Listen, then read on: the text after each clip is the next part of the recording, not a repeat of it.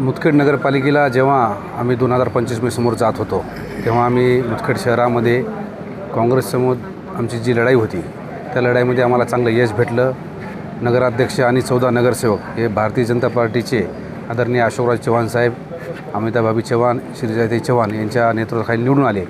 त्याच्यानंतर जे आम्हाला क्रॉप मेंबर म्हणून निवड करायची होती ही प्रक्रिया थोडी आम्हाला वेळ लागला, 4-5 महिने गेले, कारण नाव फायनल करते वेळेस खूप अडचणी होत्या साहेबांसोबतसुद्धा सर्वांसमोर। विषय असा होता 22 जण आमच्या इथे इच्छुक होते, 22 जणांमधून दोघांना देणे ही सुद्धा खूप मोठी स्पर्धा होती। त्यामुळं हा विषय जेव्हा नगराध्यक्षाने आम्ही कलेक्टर साहेबाला पत्र दिलं आणि प्रोग्राम लावला, त्यामधून ह्या 2-4 दिवसामध्ये जी प्रक्रिया घडली त्यामुळं ऋषिकेश पारवेकर, डॉक्टर पचलिंग यांचं नाव अंतिम केलं आणि जे काय आमचे 20 जण आता बाकी राहिलेले आहेत ते सुद्धा खूप काबिल आमचे सर्वच उमेदवार होते। ते सुद्धा त्यांनी मुदखेड शहरामध्ये भरपूर काम केलेलं आहे। भविष्यातसुद्धा त्यांना अशोकराव चव्हाण साहेब आणि आमदार साहेब यांच्या नेतृत्वाखाली संधी भेटणारच आहे।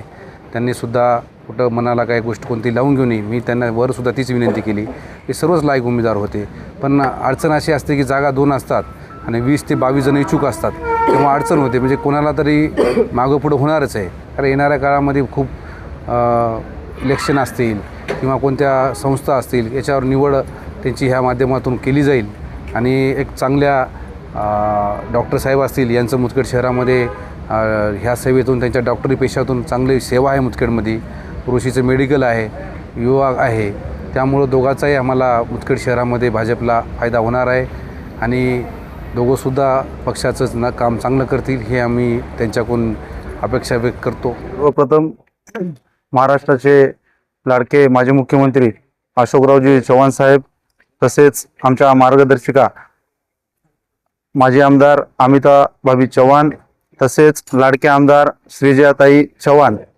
यांचे मनापासून खरंच आभार मानतो, कारण की जो माझ्यावर विश्वास दाखवला त्या विश्वासाला नक्कीच मी पात्र राहील, मी त्यांना शाश्वत करतो। आणि तसेच तुम्ही युवकांचा विषय काढलात तर नक्कीच अगोदर पण सर्व युवकांना घेऊनच मी राजकारणात आणि समाजकारणात प्रयत्न माझे नक्कीच अगोदर पण होते आणि भविष्यातच त्यांच्यावर विश्वास, त्यांना विश्वासात घेऊन मी नक्कीच काम करेन।